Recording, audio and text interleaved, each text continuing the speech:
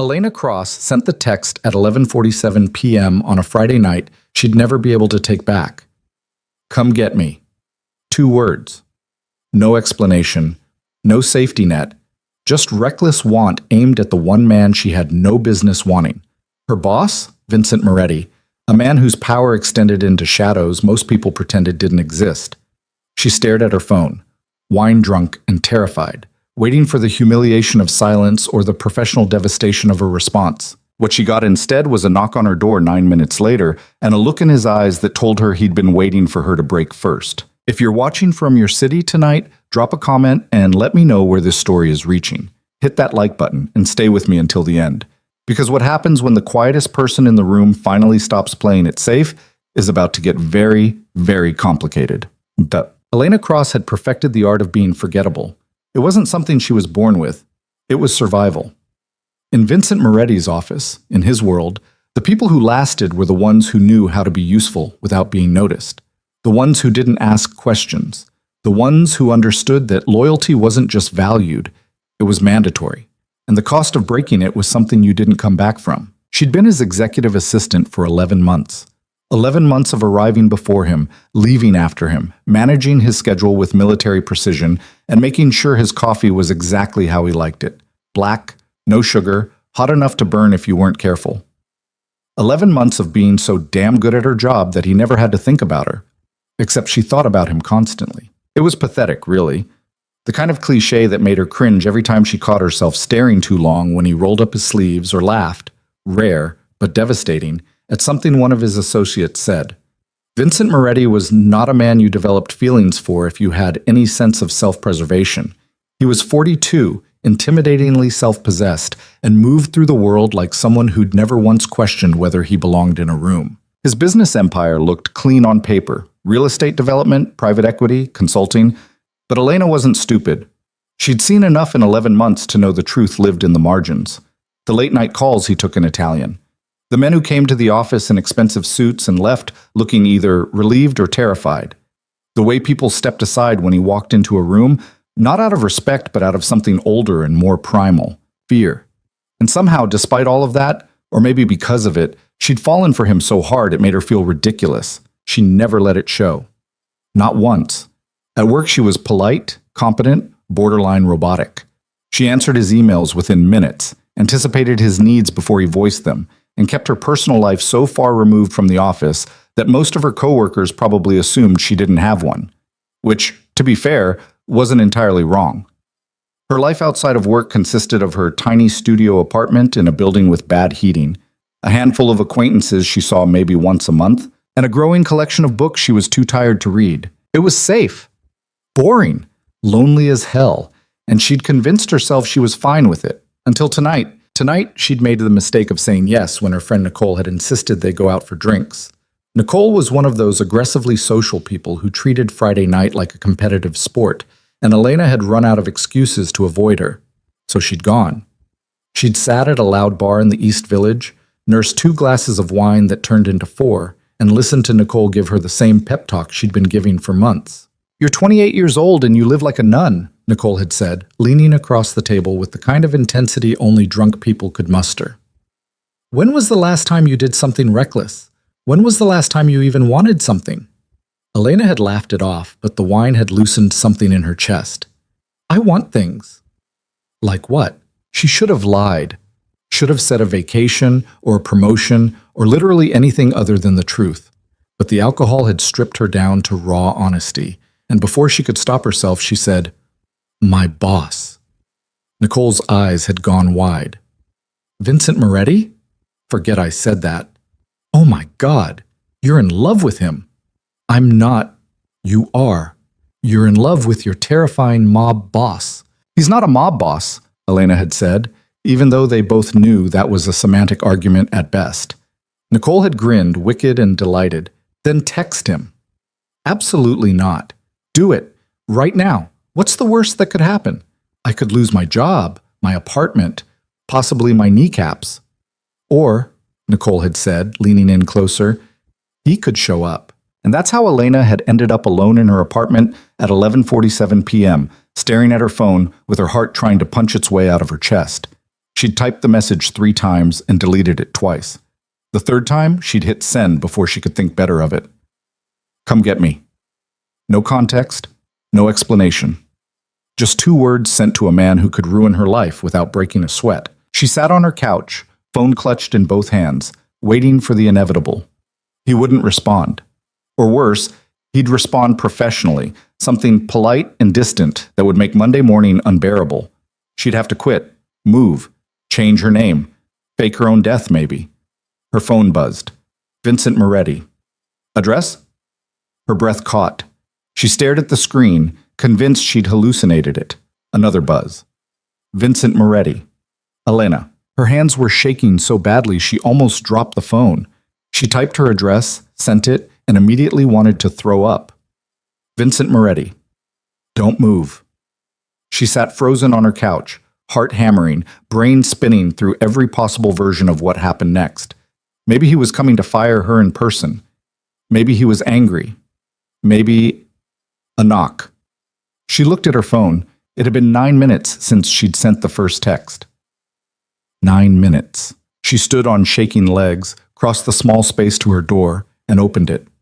Vincent Moretti stood in the hallway, still in the charcoal suit he'd worn to the office that morning, though his tie was gone and the top 2 buttons of his shirt were undone. He looked at her with an expression she couldn't read, something dark and intent and entirely focused on her. You texted me, he said. His voice was low, controlled, but there was an edge to it she'd never heard before. I did. Her voice came out smaller than she wanted. Why? She should have lied. Should have said it was a mistake, a drunk text meant for someone else. But he was standing in her doorway, looking at her like he already knew the answer, and she was so tired of pretending. Because I wanted you to. Something shifted in his expression. Not surprise, more like confirmation. He stepped forward, close enough that she had to tilt her head back to keep eye contact, and said, You have no idea how long I've been waiting for you to do something like this. Her brain short-circuited. What? I've wanted you since the day you walked into my office wearing that terrible navy suit and told me you didn't care what my business was as long as the pay was good. He said it like a confession, low and rough. I've spent 11 months trying not to touch you, Elena. 11 months watching you be so damn careful, so professional, so safe. And then you send me 2 words in the middle of the night and expect me not to show up? She couldn't breathe, couldn't think. I thought that I didn't notice you? He laughed, sharp and humorless. I notice everything about you. The way you bite your lip when you're concentrating. How you take your coffee with too much cream and not enough sugar. That you never look me in the eye unless I ask you a direct question. You think I don't see you, but I do. I always have. Then why didn't you? Because you work for me. His jaw tightened. Because I have a reputation, Elena, and it's not one that makes women feel safe. Because the last thing I wanted was for you to think I was using my position to pressure you into something you didn't want. I want this, she said, and the words came out stronger than she felt. I've wanted this for months. His hand came up, fingers brushing the side of her face, and she froze. His touch was careful, deliberate, like he was testing whether she'd pull away. She didn't. Say it again, he said quietly. I want you.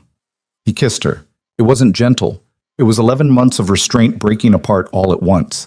His hand sliding into her hair, his body crowding hers until her back hit the wall beside the door.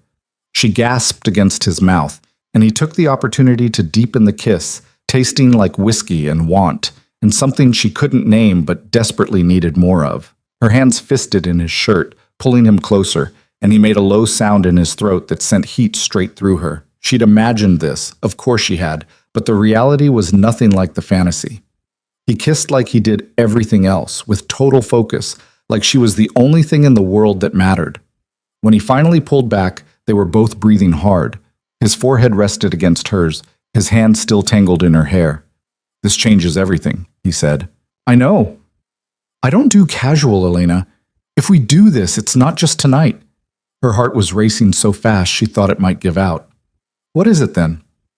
It's you and me figuring out how to make this work without destroying each other. He pulled back just enough to look at her, his expression serious. My life isn't simple. The people I deal with, the things I'm involved in, it's dangerous. If you're with me, you're in that world too. I need you to understand that. She should have been scared, should have stepped back, thanked him for the honesty, and shut the door on whatever this was before it got her killed. But she'd spent her whole life playing it safe, and for once, she didn't want to. I understand, she said. Do you? You think I don't know what you do? She met his eyes, steady despite the fear curling in her stomach. I'm not stupid, Vincent. I've spent 11 months scheduling meetings with men who don't have LinkedIn profiles and transferring money to accounts that don't officially exist. I know what I signed up for when I took this job. And I'm still here. A slow smile crossed his face, rare, genuine, and so devastating it made her knees weak. You're tougher than you look. I have to be. You're terrifying. He laughed, and the sound was low and warm and did something dangerous to her chest. You're not scared of me. I am. A little. Good. He kissed her again, softer this time, like he had all the time in the world. You should be. They ended up on her couch, his jacket discarded on the floor, her legs tucked under her as she leaned into his side. It felt surreal. Vincent Moretti, the man who made grown men nervous, sitting in her tiny apartment like this was normal. Why tonight? He asked after a while, his fingers tracing absent patterns on her shoulder. She hesitated. I had too much wine and a friend who's very pushy. Remind me to send her a thank you card. She laughed despite herself. What would it say? Thanks for getting my assistant drunk enough to make a pass at me. Something like that. He paused. I'm glad you did. Text me, I mean. I was starting to think you never would. I didn't think you'd come. I would have come if you'd texted me at 3 a.m. asking for coffee. I would have come if you'd told me you were bored and wanted to argue about nothing. I would have come for anything, Elena, because I've been looking for an excuse to stop keeping my distance. She looked up at him, searching his face. You're serious? I don't joke about things that matter to me. And I matter? His hand cupped her face, thumb brushing her cheekbone. More than you know. They stayed like that for a long time, talking in the low, halting way people do when they're saying things they've never said out loud before. He told her about the first time he'd noticed her, not at the interview, but 2 weeks into her employment, when she'd corrected a financial report one of his senior managers had screwed up and saved him from looking like an idiot in front of a client. She told him about the exact moment she'd realized she was in trouble. 6 months in, when he'd taken off his reading glasses and rubbed his eyes after a 14-hour day, and she'd felt something shift in her chest that had nothing to do with professional admiration. You wear glasses? She asked, surprised. Only when I'm reading contracts. You've never seen them? No. I'll make sure you do. He said it like a promise. It was past 3 a.m. when he finally stood to leave, and she felt the loss of his warmth immediately. I should go, he said, though he didn't sound happy about it. Okay. He looked down at her, hesitating. Monday's going to be complicated. I know. We'll figure it out. He leaned down, kissed her once more, slow and deliberate, like he was trying to memorize the taste of her, and then he was gone. Elena sat alone in her apartment, door closed, heart still racing. She'd just kissed her boss. She'd just started something with a man whose world was built on secrets and violence and loyalty that came with a price. And the worst part? She didn't regret it, not even a little. By Monday morning, Elena had convinced herself it had all been a wine-fueled fever dream. She showed up to the office at 7:30, same as always, and went through her usual routine. Coffee first, then emails, then a review of Vincent's schedule for the day. She was halfway through confirming his lunch reservation when her desk phone rang. Mr. Moretti's office, she answered automatically. Come in here. Vincent's voice, low, clipped, professional. Her stomach dropped. Of course. She stood, smoothed her skirt, gray, knee-length, as boring as she could manage, and knocked once before entering his office. He was standing by the window, hands in his pockets, looking out over the city. He didn't turn when she came in. Close the door, he said. She did. We need to talk, he continued, still not looking at her. Here it comes, she thought. The regret, the backpedaling, the polite but firm conversation where he explained that Friday night was a mistake and they needed to keep things professional going forward. She braced herself. Okay. He turned then, and the look on his face wasn't what she expected. He didn't look regretful. He looked wrecked. I haven't stopped thinking about you, he said bluntly. Since I left your apartment, I've thought about nothing else. And I need to know if you meant what you said. She blinked. Which part? All of it. That you want this. That you understand what you're getting into. Because if we do this, Elena, there's no going back. I won't be able to pretend I don't want you. I won't be able to keep my distance, and I need to know you're ready for that. Her heart was pounding again. I meant it. Even sober? Especially sober. Something in his shoulders relaxed. He crossed the room in 3 strides, stopping just short of touching her. We do this my way. We keep it private, at least for now. No one at the office knows. No one in my circle knows. Not because I'm ashamed, but because the people I deal with would see you as a weakness, and I won't put you in that position until I'm sure I can protect you. Okay. At work, nothing changes. You're still my assistant. I'm still your boss. We're professional, polite, and careful. And outside of work? His eyes darkened. Outside of work, you're mine. The possessiveness in his voice should have scared her. Instead, it sent a thrill straight through her.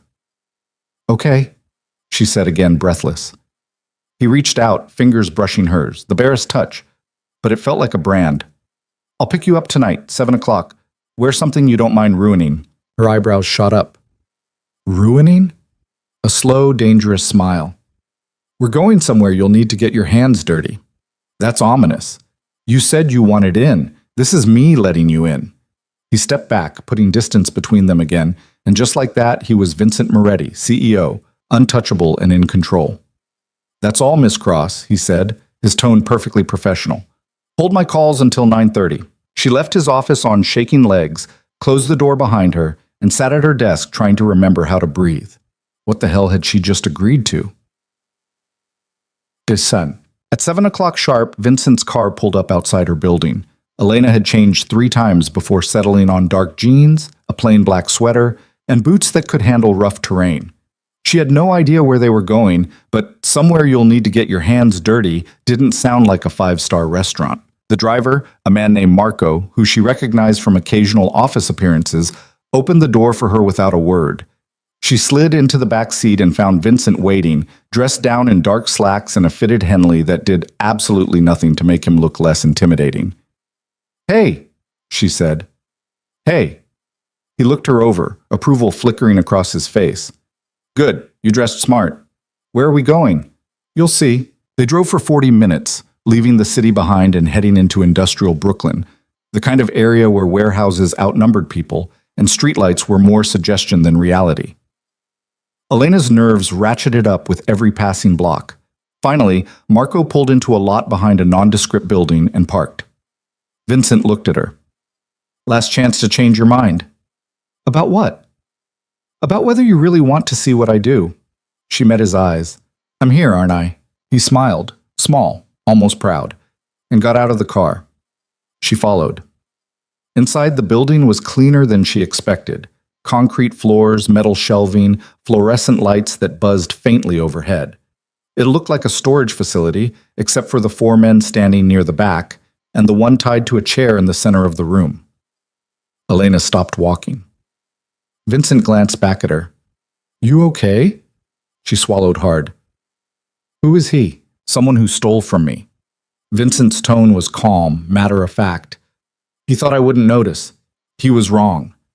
The man in the chair was young, mid-20s maybe, and looked terrified. Blood trickled from a cut above his eyebrow, and his hands were bound behind him.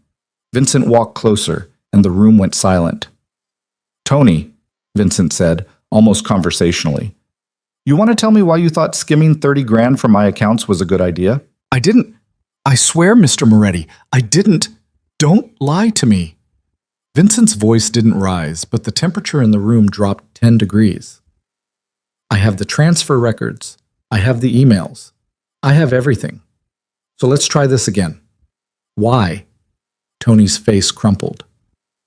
My sister, she needed surgery, and I didn't have the money, and I thought, you thought you'd steal from me and I wouldn't find out. I was going to pay it back. With what? Vincent crouched down, eye level with the kid.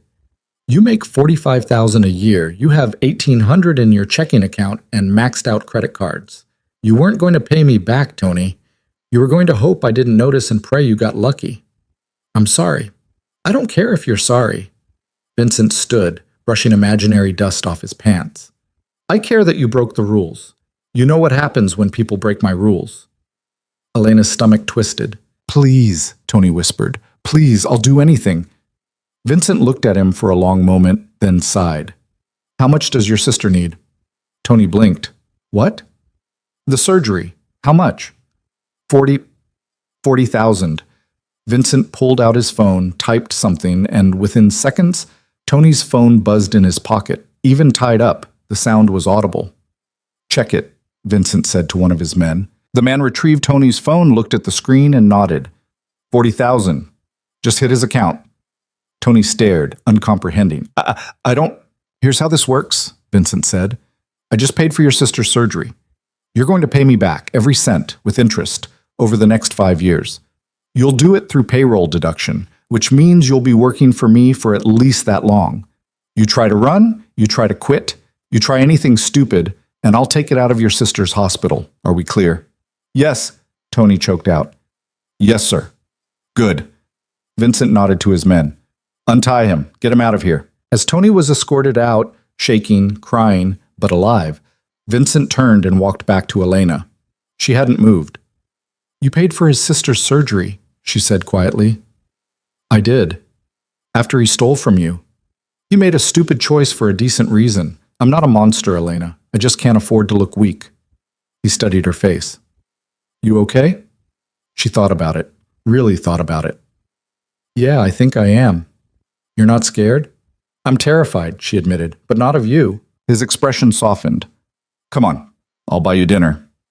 They ended up at a tiny Italian place in Red Hook, the kind of restaurant with no sign and 6 tables, where the owner greeted Vincent by name and didn't bother bringing menus. You come here a lot? Elena asked as they sat. My uncle owns it. It's family. Everything's family with you. Pretty much. He poured her wine, red, expensive, from a bottle the owner had brought without asking. You handled tonight better than I expected. What did you expect? I don't know. Panic? Disgust? Maybe you running for the door. She sipped her wine. Would you have stopped me?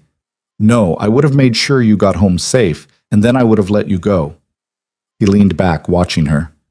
I meant what I said, Elena. I won't trap you in this. If it's too much, you walk away. No consequences. And if I don't want to walk away, then you stay. He said it simply, like it was the easiest thing in the world. And we figure it out together. The food came, pasta, fresh bread, something with veal that smelled incredible. And they ate in comfortable near silence, the kind that only happens when 2 people are starting to fit together. Can I ask you something? Elena said eventually. Anything. Why me? He frowned. What do you mean? You could have anyone. Someone from your world, someone who already understands the rules. Someone who wouldn't need a crash course in whatever tonight was. So why me? Vincent set down his fork, giving her his full attention.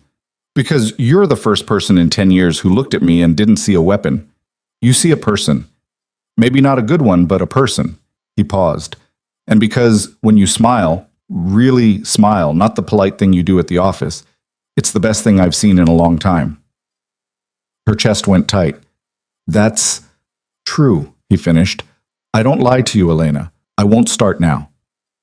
She believed him. They stayed until the restaurant closed, talking about nothing and everything. Her childhood in Pennsylvania, his complicated relationship with his father, the fact that they both hated cilantro and had strong opinions about coffee. It was normal, easy, like they'd been doing this for years instead of days. When he dropped her off at her apartment, he walked her to her door. Can I come in? He asked. Do you want to? I want to do a lot of things. Coming in is the least dangerous of them. She unlocked the door. Then come in. They didn't make it past the couch. His hands were in her hair, her legs wrapped around his waist, and every coherent thought she'd ever had dissolved into the heat of his mouth on hers. He kissed her like he was starving, like she was the only thing that could satisfy him, and she gave as good as she got, pulling him closer, gasping his name, losing herself completely. When they finally broke apart, both breathing hard, he rested his forehead against hers. I should go, he said, sounding pained. You should. If I stay, I'm not leaving until morning. I know. He pulled back, looked at her, and she saw the exact moment he made his decision. "Screw it," he muttered, and kissed her again. He didn't leave until morning, and by the time the sun came up, Elena Cross was in so far over her head there was no climbing out. She didn't want to. The first week of their secret was easier than Elena expected, which should have been her first warning that it wouldn't last. At the office, nothing changed. She arrived early, left late, managed Vincent's calendar with the same meticulous efficiency she always had. They were professional to the point of being cold. No lingering glances, no private smiles, nothing that would give them away. If anything, she was more careful now, hyper-aware of every interaction, every word, every second they spent in the same room. But the nights were different. Vincent would text her around 6, always the same message. "My place or yours?" And she'd respond. And 3 hours later, she'd be tangled up in his sheets or hers, learning exactly what it felt like when someone paid attention to every sound she made, every reaction, every preference. He was intense in bed the same way he was intense everywhere else, focused, demanding, and maddeningly good at reading what she needed before she knew she needed it. They'd talk after, sprawled out and boneless, and that's when she'd get glimpses of the man underneath the reputation. He told her about growing up in his father's shadow, about the weight of expectations and the cost of the name he carried. She told him about her parents' ugly divorce, about learning early that safety meant staying small and quiet and out of the way. "You're not small," he'd said one night, trailing his fingers down her spine. "You just convinced yourself you were. I'm 5'4". "You know what I mean." She did. By Friday, she'd spent 4 nights at his apartment, a sprawling penthouse in Tribeca that looked like it had been decorated by someone with more money than interest in personal touches. Everything was expensive and impersonal. Leather furniture, abstract art, floor-to-ceiling windows with views that probably cost more than her annual salary. "You don't really live here, do you?" she'd asked the first time he'd brought her back. "What do you mean?" "I mean it looks like a hotel. There's nothing personal, no photos, no books, nothing that says you actually exist in this space."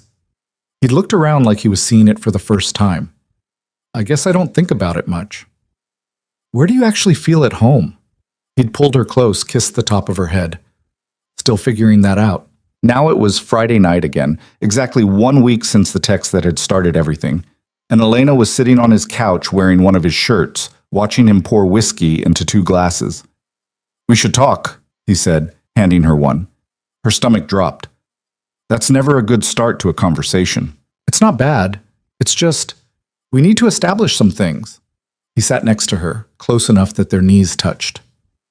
"This week has been good, better than good, but we can't keep doing this without a plan." "What kind of plan?" "The kind where we decide what we're doing, where this is going, what we tell people, and when." She sipped her whiskey, the burn grounding her. "What do you want to tell people?" "The truth. Eventually.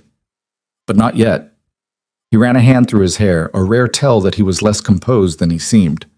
"The people I work with, the families I deal with, they operate on loyalty and leverage. If they know you matter to me, you become a target. I need time to make sure that doesn't happen." "How much time?" "I don't know. A few months, maybe. Long enough for me to shift some things, shore up some alliances, make it clear that touching you means going through me." He looked at her. "Can you live with that? Keeping this quiet for a while longer?" She thought about it, really thought about it. "I can, but I need to know this is real for you, that I'm not just convenient." His jaw tightened. "You think that's what this is?" "I don't know what this is. We've been sleeping together for a week, Vincent. People do that all the time without it meaning anything." He set his glass down, turned to face her fully. "Do you want to know what I did today?" She blinked at the subject change. "What?" "I had a meeting with the Calabrese family. Very important, very delicate. I was supposed to negotiate a new partnership, something that could bring in 8 figures over the next 2 years. And the entire time, 2 hours, Elena, I kept thinking about whether you'd eaten lunch because I noticed you skipped breakfast this morning." Her throat went tight. "I don't do casual," he continued. "I don't do convenient. When I want something, I commit to it completely, and I want you. Not for a week, not for a few months. I want you until you decide you don't want me anymore. And even then, I'll probably spend the rest of my life trying to change your mind." "That's insane." "Probably." He touched her face, thumb brushing her cheekbone. "But it's true. She kissed him, hard and desperate, and he responded immediately, pulling her into his lap. They'd been doing this all week, falling into each other like they were both starving, but it still felt new every time, still made her heart race and her brain shut off. When they broke apart, his hands were in her hair and her fingers were twisted in his shirt. "Stay the weekend," he said against her mouth. "I don't have clothes." "Wear mine. I like you in my shirts. I need to go home at some point. Sunday. Stay until Sunday." She should have said no, should have maintained some distance, some sense of self-preservation. But his hands were warm and his eyes were honest, and she was so tired of denying herself things. "Okay," she whispered. He smiled, rare, genuine, and kissed her again. They spent Saturday being aggressively normal. Vincent made breakfast, which was surprising because she'd assumed someone like him didn't know how to cook. But he moved around the kitchen with the same confidence he brought to everything else, and 20 minutes later she was eating the best omelet of her life. "Where did you learn to cook?" she asked. "My grandmother. She said a man who couldn't feed himself was useless." He refilled her coffee. "She also said a man who couldn't feed his woman was worse than useless, but that's a different conversation." "His woman?" He looked at her over the rim of his cup. "You have a problem with that?" "Depends on the context." "The context is I'm old-fashioned about certain things, possessive about others. If that's going to be an issue, tell me now." She should have been annoyed, should have given him a speech about autonomy and feminism and not being anyone's property. But the way he was looking at her, like she was something precious and dangerous and entirely his, made her stomach flip. "Not an issue," she said. Good. They spent the afternoon walking through the city, which felt surreal because Vincent Moretti didn't strike her as someone who did things like casual walks. But he held her hand, bought her coffee from a cart, and pointed out buildings he owned like it was completely normal. "You own half of Lower Manhattan, don't you?" she said. "Not half, maybe a third." "That's not reassuring." He laughed. "Most of it's legitimate. Real estate development, commercial properties. The rest?" He shrugged. "The rest pays better?" "Do I want to know?" "Probably not." They were cutting through Washington Square Park when Elena's phone rang. She glanced at the screen and groaned. "Who is it?" Vincent asked. "My mother." "You don't want to answer?" "Not even a little bit." "Why not?" Elena hesitated, then hit decline. "We don't really talk, haven't for a few years." "What happened?" "Nothing dramatic. She just made it very clear after the divorce that I reminded her too much of my father, and since she hated him, that meant she didn't particularly like being around me either, so I stopped trying." Vincent's expression darkened. "That's not nothing, Elena." "It is what it is." "No, it's shitty parenting." She laughed despite herself. "I'm fine. I've been fine for years." He stopped walking, pulled her close. "You don't have to be fine all the time, you know. Not with me." Something cracked open in her chest. "I don't know how to be any other way." "Then I'll teach you." He kissed her forehead, soft and careful. "Come on. I know a place that makes the best cannoli in the city." That night, back at his apartment, Elena woke up at 2 a.m. to find Vincent's side of the bed empty.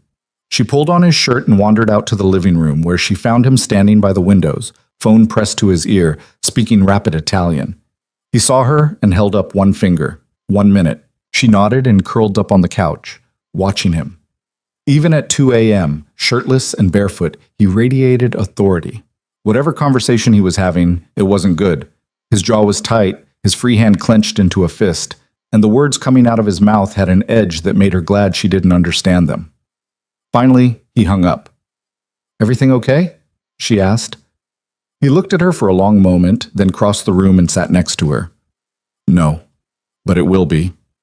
"What happened?" "Someone's moving against me, testing boundaries, seeing if I'll push back." "Will you?" "I don't have a choice." He pulled her into his lap, arms tight around her. "This is the part where you should probably run." "I'm not running." "Elena, I knew what you were when I sent that text," she said firmly. "I knew you weren't a normal businessman with a normal life. I knew getting involved with you meant getting involved with all of this, so stop waiting for me to bail because I'm not going to." He looked at her like she was something rare and breakable. "You're too good for this." "Maybe, but I'm here anyway." He kissed her, slow and thorough, like he was trying to memorize the taste of her. When he pulled back, his eyes were dark. "I need you to promise me something." "What?" "If I ever tell you to leave, If I ever say it's not safe, that you need to go, you listen. No arguments, no questions. You just go. Her stomach twisted. Vincent, promise me, Elena. She didn't want to. Wanted to argue, to tell him she wouldn't abandon him just because things got dangerous. But the look on his face told her this wasn't negotiable. I promise, she said quietly. Thank you. They went back to bed, but she didn't sleep. She lay there with his arm around her waist, listening to his breathing even out, and wondered what the hell she'd gotten herself into. Sunday morning came too fast. Vincent drove her home around noon, and the 40-minute trip felt too short. She didn't want to go back to her tiny apartment, didn't want to spend the night alone after spending 2 days wrapped up in him. You okay? He asked as they pulled up outside her building. Yeah, just adjusting. To what? To the fact that I miss you already and you haven't even left yet. He smiled, reached over to tangle his fingers with hers. I'll see you tomorrow. At the office. Where we have to pretend this isn't happening. Where we have to be smart, he corrected. There's a difference. She knew he was right, didn't make it easier. Go, he said gently. I'll text you tonight. She got out of the car, watched him drive away, and felt the loss of him like a physical thing. Inside her apartment, everything felt too small, too quiet. She'd only been gone 2 days, but it felt like longer. Like she'd left as one person and come back as someone slightly different. Her phone buzzed. Vincent, miss you already? She smiled despite herself. Elena, sap. Vincent, only for you. Monday hit like a freight train. Elena arrived at 7:30 to find Vincent's office already occupied and 3 men she'd never seen before waiting in the lobby. They looked expensive and dangerous. Tailored suits, cold eyes, the kind of stillness that came from knowing exactly how much damage you could do. Miss Cross, one of them said. Yes? We're here to see Mr. Moretti. He's expecting us. She checked the calendar. Nothing scheduled. I'll let him know you're here. She knocked once and entered Vincent's office without waiting for an answer. He was on the phone, but he looked up when she came in. They're here, she said quietly. He nodded, said something in Italian, and hung up. Send them in. And Elena? Yes? Close the door behind you and don't come back in until I call for you. Her stomach dropped. Is everything... I'm fine. Just do what I said. She left, sent the 3 men in, and spent the next hour trying not to panic. At 9:15, her phone buzzed with a text from Nicole. Nicole. Coffee? I need to hear all about your weekend. Elena hesitated, then responded. Elena. Can't today. Swamped at work. Nicole. Liar. You're avoiding me because you don't want to tell me you spent the entire weekend with your hot, scary boss. Elena. I don't know what you're talking about. Nicole. Sure you don't. Lunch tomorrow. No excuses. Before Elena could respond, Vincent's door opened and the 3 men filed out. They didn't look at her, didn't acknowledge her existence, just walked straight to the elevator and disappeared. 2 minutes later, her desk phone rang. Come in here, Vincent said, and hung up. She found him standing by the window, hands in his pockets, shoulders tense. What happened? She asked. Politics. He didn't turn around. Someone's trying to consolidate power and they want me to fall in line. And I told them to go to hell. Her heart sank. Is that smart? Probably not, but I'm not bowing to men who think they can intimidate me. He finally looked at her. This is going to get messy, Elena. I need you to be ready for that. Define messy. Pressure, surveillance, possibly threats, though I'll do everything I can to keep you out of it. You can't promise that. No, he admitted. I can't. She walked over to him, took his hand. Then we deal with it, together. He pulled her close, buried his face in her hair. You should leave me. Not happening. I'm serious. So am I. She pulled back enough to look at him. I told you I wasn't running. I meant it. He kissed her, hard and desperate, like he was trying to convince himself she was real. When he pulled away, his eyes were dark. If anything happens to you because of me, nothing's going to happen. You don't know that. Neither do you. She framed his face with her hands. Stop trying to push me away. It's not going to work. He laughed, sharp and humorless. You're stubborn. You like it. I do. He kissed her again, softer this time. Go back to your desk before I do something that'll get us both in trouble. She left reluctantly and spent the rest of the day fielding calls and managing crises while trying not to think about the look on Vincent's face when those men had left. That night, he texted her at 8. Vincent, my place, now. She didn't hesitate. When she arrived, he didn't say anything, just pulled her inside and kissed her like he needed her to breathe. They ended up on the couch, clothes half off, his hands everywhere, her name on his lips. I need you, he said against her mouth. You have me. I mean it, Elena. I need you to be okay. I need you to be safe. I am safe. I'm with you. He made a broken sound and kissed her harder, and she let him lose himself in her, let him take whatever he needed. Later, tangled together on the couch, he told her the truth.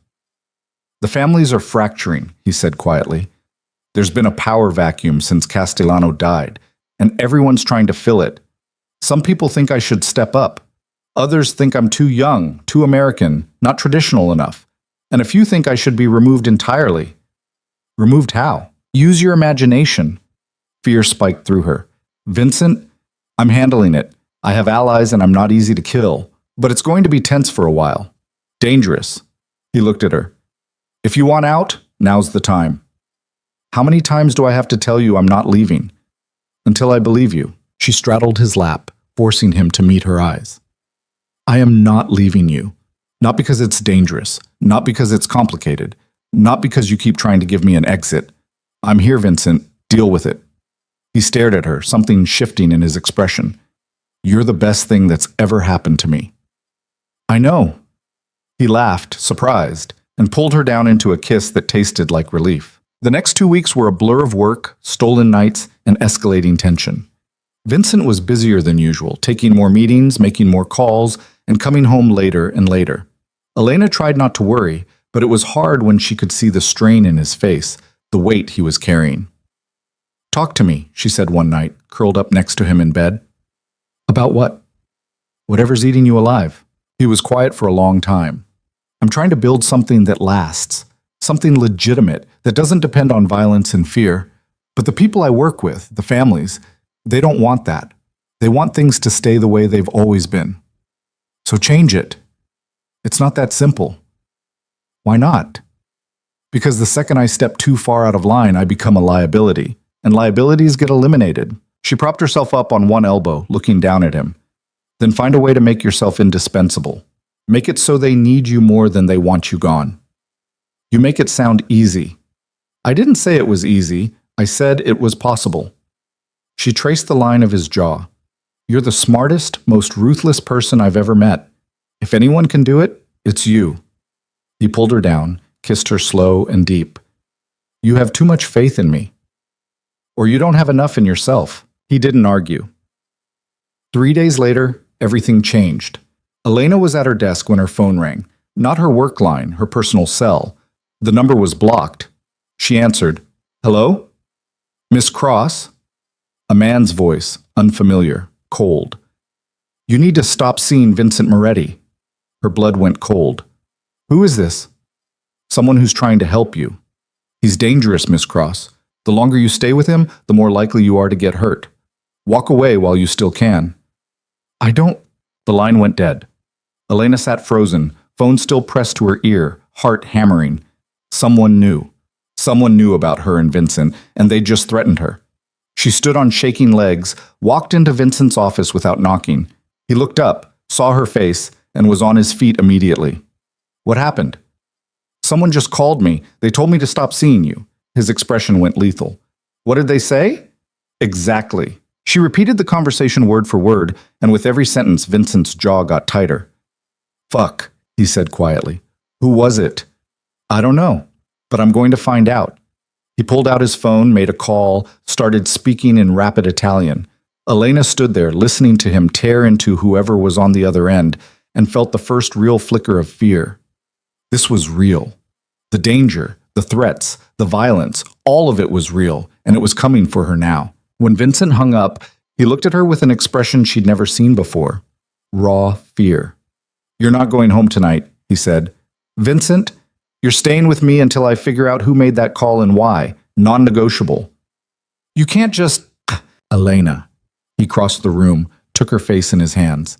Someone threatened you. That means they know about us, and they're trying to use you to get to me.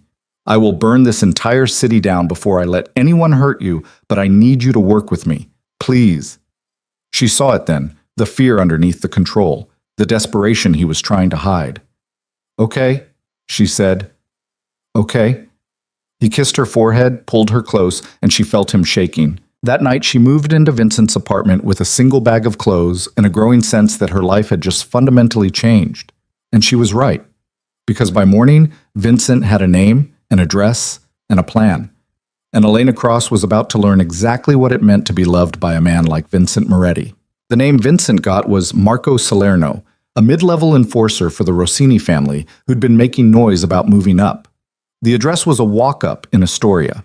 And the plan, as Vincent explained it over coffee at 6 in the morning, was simple and terrifying. "I'm going to have a conversation with him," Vincent said, his voice flat and cold in a way that made Elena's stomach twist. "He's going to tell me who sent him to call you, and then I'm going to make sure he understands what happens when someone threatens what's mine." Elena wrapped her hands around her mug, trying to absorb the warmth. She hadn't slept.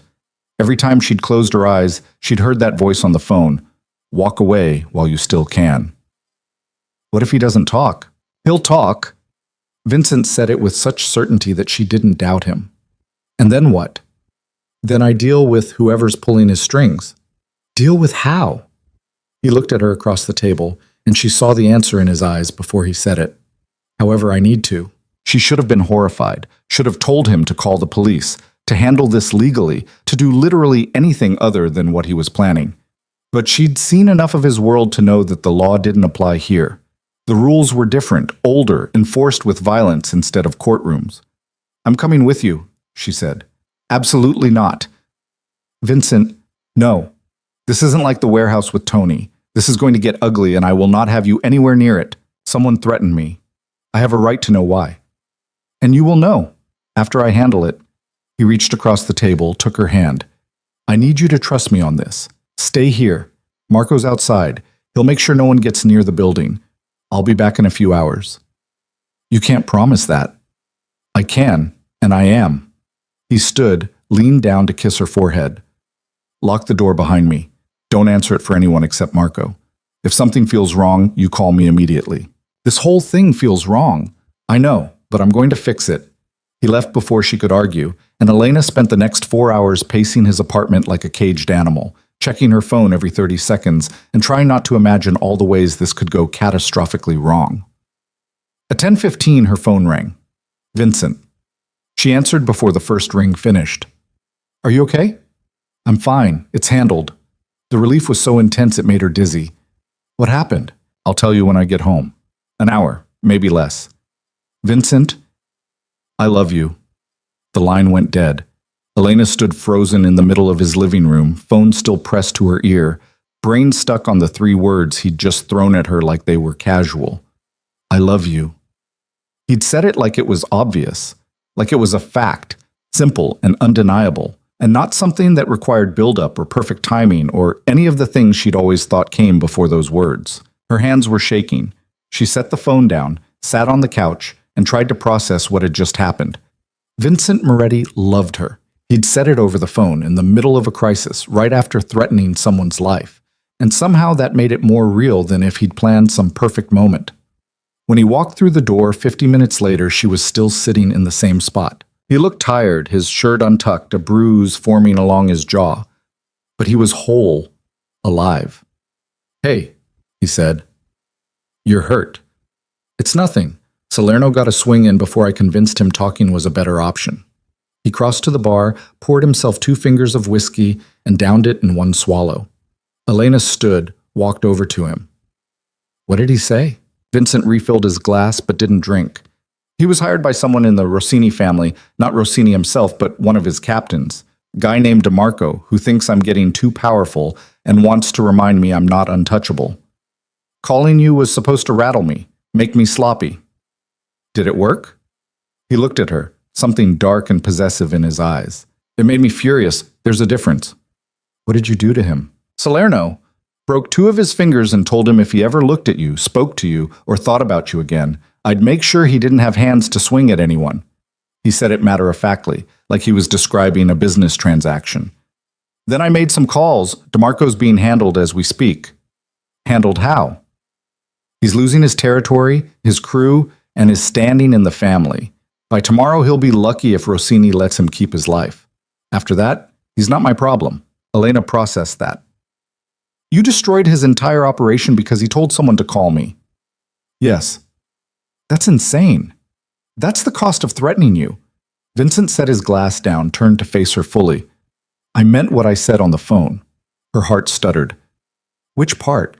All of it. But especially the part where I told you I love you.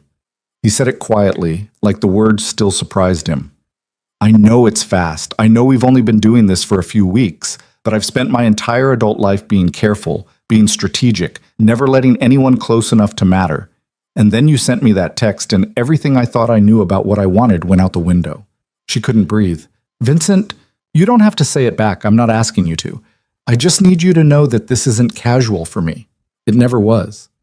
I know. She stepped closer, reached up to touch the bruise on his jaw. I've known since the first night you showed up at my door, you don't do anything halfway. Neither do you. You're just better at pretending. She wanted to argue, but he was right.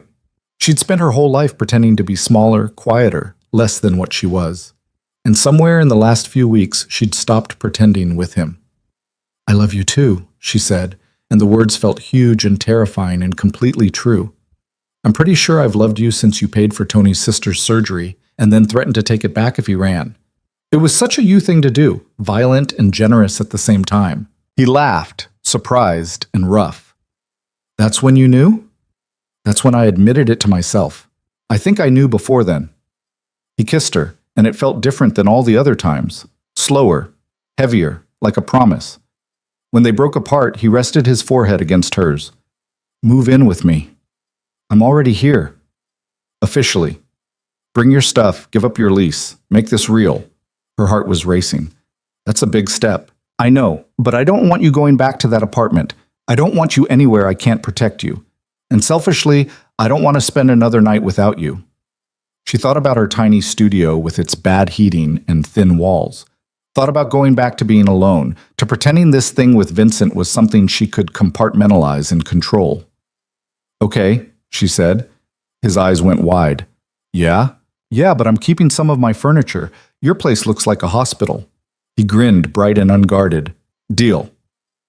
They spent the rest of the day making lists of things she'd need to move, calling her landlord, and arguing about whether she really needed to bring her collection of thrift store lamps. They're hideous, Vincent said, looking at a photo she'd shown him. They're character. They're fire hazards. You're a snob. I have standards. Your apartment has zero personality. It has minimalist elegance. It has nothing. It's sterile. He pulled her onto his lap, kissed her neck. Then make it less sterile. Bring your ugly lamps. Bring whatever you want. Just be here. She melted against him, feeling the tension of the last 24 hours finally drain away. I can't believe this is my life now. Good or bad? Terrifying, but good. I'll take it. That night, they ordered takeout and watched a movie neither of them paid attention to, too caught up in the fact that this was real now. Official. She was moving in with Vincent Moretti, and somehow that felt more permanent than anything they'd said or done before. The next 2 weeks were chaos in the best way. Elena packed up her apartment with help from Nicole, who spent the entire time giving her knowing looks and asking inappropriate questions about Vincent's bedroom skills. I'm not discussing this with you, Elena said for the 5th time, shoving books into a box. So it's good. I knew it. You have that glow. I do not have a glow. You absolutely do. It's the I'm having regular orgasms with a dangerous man glow, very specific. Elena threw a pillow at her. You're the worst. I'm the best and you know it. Nicole flopped onto the bed, grinning. I can't believe you're moving in with him. 2 months ago, you were convinced he didn't know you existed. He did a good job hiding it. And now you're what? Playing house with a guy who probably has bodies buried somewhere? Elena stopped packing. Don't say that. Why? It's probably true. Because it makes it sound like I'm okay with that, and She stopped, realizing she didn't know how to finish that sentence. Nicole sat up, her expression turning serious. You love him. I do. Even knowing what he is? especially knowing what he is. Elena sat on the edge of the bed, trying to find the right words. He's not a good person, Nicole. I know that. But he's good to me. He's honest with me. And when he looks at me, I don't feel invisible anymore. Nicole reached over, squeezed her hand. Then I'm happy for you. Terrified, but happy. Join the club. Moving day was a production. Vincent sent 3 guys with a truck to handle the furniture, and by noon, Elena's entire life was packed into boxes and loaded up. She stood in her empty apartment one last time, looking at the space that had been hers for 3 years, and felt nothing but relief to be leaving it. Vincent's place, their place now, was transformed by the time she arrived. He'd cleared space in the closet, emptied drawers in the bedroom, and somehow acquired a bookshelf that was already assembled and waiting for her books. "You built this?" she asked, surprised. "I had it delivered. I'm not completely useless." He wrapped his arms around her from behind, chin resting on her shoulder. "You like it?" "I love it." "Good, because there's more." He led her to the second bedroom, which she'd assumed was his office. Instead, she found it set up as a reading room. Comfortable chair, good lighting, and a small desk by the window. "I know you like to read," he said, sounding almost uncertain. "Thought you might want a space that's just yours." She turned to look at him, throat tight. "You did this for me? I want you to feel at home here, not like you're just staying in my place." She kissed him, hard and grateful, and spent the rest of the afternoon unpacking while Vincent worked in the living room, both of them orbiting each other in a way that felt natural and right. That night, lying in bed with her head on his chest, Elena finally let herself believe this was real. "What are you thinking?" Vincent asked, his hand tracing patterns on her back. "That I'm happy. Actually happy, not just okay." "Good." He kissed the top of her head. "You deserve to be." "So do you." He didn't respond to that, just held her tighter. At work, they maintained the same professional distance, but it was harder now. Harder to watch him in meetings and not think about the way he'd held her that morning. Harder to keep her voice neutral when he asked her to stay late, knowing it meant they'd leave together. Harder to pretend she didn't notice the way his eyes tracked her when he thought no one was looking. 3 weeks after she moved in, Vincent's cousin showed up at the office. Elena knew who he was immediately. Luca Moretti, 35, Vincent's second in command, and the only family member he talked about with anything resembling affection. He was shorter than Vincent, stockier, with the same dark eyes and a smile that looked friendly but wasn't. "You must be Elena," Luca said, extending a hand. "I've heard a lot about you." She shook it, trying not to show her surprise. "All good things, I hope." Vincent doesn't waste time on bad things. He glanced at Vincent's closed door. "He in there?" "Yes. He's on a call, but he should be done soon." "I'll wait." Luca settled into one of the chairs across from her desk, studying her with an intensity that made her uncomfortable. "So you're the one who finally got through to him?" "I don't know what you mean." "Vincent's been married to his work for as long as I've known him. Didn't think anyone could change that. But here you are." Elena kept her expression neutral. "I'm just his assistant." Luca laughed. "Sure you are. And I'm just a guy who likes pasta." Before Elena could respond, Vincent's door opened. He took one look at Luca and sighed. "What do you want?" "Family dinner. Sunday. Nona's insisting, and you know how she gets." "I'm busy." "Bring Elena." Vincent's expression went carefully blank. "No." "Why not? Everyone knows about her anyway." Elena's stomach dropped. "Everyone knows?" Luca looked between them, realization dawning. "Oh, you haven't told her." "Luca," Vincent said, his voice dangerously quiet. "Get in my office. Now!" Luca held up his hands, standing. "My bad." He disappeared into Vincent's office, and Vincent followed, but not before giving Elena a look that promised they'd talk later. She sat at her desk, mind racing. Everyone knew? How was that possible when they'd been so careful? 20 minutes later, Luca left with a tight smile and a wave. Vincent appeared in his doorway immediately after. "Elena, in here!" She followed him in, closing the door behind her. "What did he mean? Everyone knows." Vincent ran a hand through his hair, looking more frustrated than she'd seen him in weeks. "I was going to tell you." "Tell me what?" "That I told my family about us. About you. Last week." She stared at him. "You told them?" "I had to. Things are getting more stable, and I didn't want you to be a secret anymore. I wanted them to know you're important to me, that you're off limits. And you didn't think to mention this to me? I was going to. I just needed to make sure they understood the rules first. What rules? That no one talks to you, approaches you, or involves you in family business without going through me first. That you're mine, and anyone who has a problem with that can take it up with me directly. He stepped closer. I was protecting you, Elena. By making decisions about my life without telling me? By making sure my family knows I'm serious about you before anyone got stupid ideas about using you against me. She wanted to be angry, wanted to tell him he should have asked her first, should have given her a choice, but she also understood why he'd done it. In his world, hesitation got people killed. I would have said yes, she said quietly, if you'd asked me if you could tell them. I know, but I couldn't risk waiting, not after the thing with DeMarco. She closed her eyes, took a breath. So what now? I'm supposed to go to family dinner and meet everyone? Only if you want to. I can make an excuse. No. She opened her eyes, met his gaze.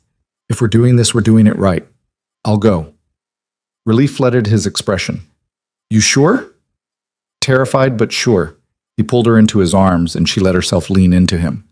They're going to love you. You can't promise that. My grandmother already does. I showed her a picture. Elena pulled back to look at him. You showed your grandmother a picture of me? She asked. I couldn't say no to Nona. Despite everything, Elena laughed. You're a terrible liar. Only with you. Sunday came faster than Elena wanted. She changed outfits 4 times before settling on a simple dress that felt appropriate for meeting your boyfriend's Italian family without trying too hard. Vincent watched her stress from the bed, looking amused. You know they're going to love you regardless of what you wear, right? He said. You don't know that. I do. You're smart, beautiful, and you make me happy. That's all Nona cares about. What about everyone else? They'll fall in line. He said it with such certainty that she almost believed him. The drive to his grandmother's house in Brooklyn took 30 minutes, and Elena spent the entire time trying not to panic. Vincent held her hand the whole way, thumb rubbing circles on her wrist. Breathe, he said as they pulled up to a modest brownstone. I'm breathing. You're hyperventilating. Same thing. He smiled, leaned over to kiss her. I love you. Remember that. I love you too. But if your family hates me, I'm blaming you. Deal. They walked up the steps together, and before Vincent could knock, the door flew open. A tiny woman, couldn't have been more than 5 feet tall, stood there with sharp dark eyes and a smile that took up her whole face. Vincent! She pulled him down into a hug, rapid-fire Italian pouring out of her. He responded in kind, and Elena caught her name in the stream of words. The woman, Nonna, clearly, turned to her, and Elena braced herself. So you're Elena, she said in heavily accented English. You're prettier than the picture. Thank you, Mrs. Moretti. It's nice to meet you. None of that Mrs. business. You call me Nonna. She pulled Elena into a hug that was surprisingly strong for someone so small. Come, everyone's waiting. She ushered them inside, and Elena found herself in a house that was the complete opposite of Vincent's sterile apartment. Every surface was covered with photos, knickknacks, and evidence of a family that actually lived there. The smell of garlic and tomatoes filled the air, and voices carried from the kitchen. Vincent kept his hand on the small of her back as Nonna led them through to the dining room, where at least 15 people were gathered around a massive table. Conversation stopped when they entered. Everyone, Nonna announced, this is Elena, Vincent's girl. Be nice or I hit you with the spoon. There was a beat of silence, and then someone laughed, and the tension broke. People started introducing themselves, cousins, aunts, uncles, family friends, until Elena's head was spinning with names she'd never remember. Luca appeared at her elbow. Told you everyone knows. You could have warned me there'd be this many people. Where's the fun in that? Dinner was loud, chaotic, and overwhelming in the best way. Elena found herself seated between Vincent and his younger cousin Sophia, who spent the entire meal asking her questions about work, her favorite books, and whether Vincent was as bossy at home as he was everywhere else. Worse, Elena said, and Vincent shot her a look that made her laugh. Across the table, Nonna watched them with open satisfaction. After dinner, while the women cleared the table, Elena tried to help but was shooed away. Vincent was pulled into the study by his uncle. Elena found herself alone in the living room with Nonna. "Sit," the older woman said, patting the couch next to her. Elena sat. "You love him," Nonna said. It wasn't a question. "I do." "Good. He needs someone who sees past all the—" She waved her hand vaguely. "The business? The reputation? He's a good boy underneath." "I know." Nonna studied her with those sharp eyes. "You're not afraid of him?" "Sometimes I am, but not in the way you mean." "Smart girl." Nonna patted her knee. "You'll be good for him. He needs good." Before Elena could respond, Vincent appeared in the doorway. "Nonna, stop interrogating her." "I'm not interrogating. We're talking. Girl talk." "Right." He extended a hand to Elena. "We should go." They said their goodbyes, which took another 20 minutes because apparently leaving an Italian family gathering was a process, and finally made it back to the car. "That wasn't so bad, was it?" Vincent asked as they pulled away. "Your family is wonderful. Overwhelming, but wonderful." "Nonna likes you." "How can you tell?" "She told me to marry you before someone smarter steals you away." Elena's breath caught. "She said that?" "In Italian, but yes." He glanced at her. "She's not wrong." Her heart was pounding. "Vincent, I'm not proposing. Not yet. But I'm going to, eventually, just so you know." She didn't know what to say to that, so she just laced her fingers through his and held on. Back at the apartment, they fell into bed exhausted and content. Elena curled into Vincent's side, listening to his heartbeat slow. "Thank you," she said quietly. "For what?" "For bringing me into your life, your real life, not just the version you show at the office." He kissed her forehead. "Thank you for staying. I'm not going anywhere." "Promise?" "Promise." And for the first time in longer than she could remember, Elena Cross fell asleep feeling like she belonged somewhere, like she was home. 3 months into living together, Elena discovered that Vincent Moretti talked in his sleep. Not coherently, mostly fragments in Italian, the occasional name, sometimes just sounds that could have been words or could have been nothing. But it happened almost every night, usually around 3 in the morning, and it was how she learned he had nightmares more often than he'd ever admit while awake. She'd tried asking him about it once, carefully, over breakfast. "You were restless last night," she'd said, pouring coffee. He'd looked up from his phone, expression neutral. "Was I?" "You were talking. In Italian." "What did I say?" "I don't know. I don't speak Italian." He'd gone back to his phone. Probably nothing important. But it was important. She could tell by the way his jaw tightened, by the shadows under his eyes that no amount of coffee could erase. Whatever he dreamed about, it wasn't nothing. She didn't push. Had learned by now that Vincent would tell her things when he was ready, and pushing only made him shut down. So she just started staying awake when the nightmares hit, hand on his chest until his breathing evened out, and pretended not to notice when he woke up shaking. Work had settled into a rhythm that felt almost normal. They'd gotten good at the professional distance thing, so good that Elena sometimes forgot they went home to the same apartment until Vincent would catch her eye across a meeting and she'd see the heat there, the promise of what came after. The rest of the office had no idea. Or if they did, they were smart enough not to mention it. It was a Tuesday in late November when everything shifted again. Elena was at her desk, reviewing contracts, when a woman she'd never seen before walked into the office. Mid-30s, expensive suit, the kind of confidence that came from old money and private schools. She walked straight past Elena's desk without acknowledging her existence and knocked on Vincent's door. "He's in a meeting," Elena started, but the woman was already pushing the door open. Elena stood, heart racing, and followed her in. Vincent was on a call, but he looked up when the door opened.